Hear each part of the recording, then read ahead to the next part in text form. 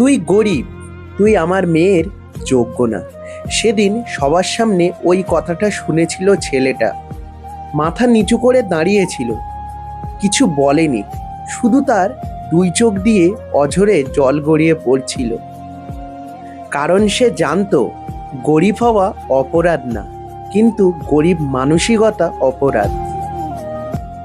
সেদিন সে মনে মনে একটা কথাই বলেছিল, আজ তুমি আমাকে সবার সামনে অপমান করলে, একদিন আমার পরিচয়টাই হবে আমার উত্তর।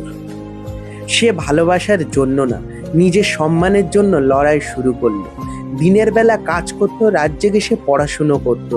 বন্ধুরা ঘুরতে গেলে যেত না, সে দৌড়াতো নিজের স্বপ্নের পেছনে। অনেকবার হেরেছে, অনেকবার কেঁদেছে, কিন্তু সে থামেনি। কয়েক বছর পর সে যখন তার নিজের অফিসে বসেছিল, তখন তাকে কেউ আর গরিব বলেনি। একটা কথা মনে রাখবে, অপমান সাময়িক, কিন্তু পরিশ্রম স্থায়ী। আমার এই ভিডিওটা একটু হলেও যদি ভালো লেগে থাকে তো অবশ্যই চ্যানেলটা সাবস্ক্রাইব করে পাশে থাকবেন এবং বেল আইকনটা অবশ্যই বাজিয়ে দেবেন। নতুন নতুন মোটিভেশনাল ভিডিও সবের প্রথম তোমরা আগে পেয়ে যাবে। আর তোমরা যারা জীবনে স্ট্রাগল করে বড় হচ্ছ, এরকম প্রবলেমের মধ্যে অনেকবার ফেস করেছো, এখনও অবধি প্রবলেমের মধ্যে আছো, অবশ্যই তোমরা কমেন্টে জানাতে পারো। তোমাদের কমেন্টের অবশ্যই আমি রিপ্লাই দেবো। আমিও জীবনে অনেক কষ্ট করে এবং অনেক স্ট্রাগল করে আজকে এইখানে অবধি এসেছি।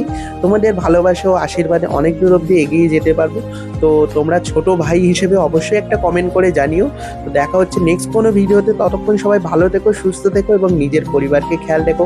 টাটা।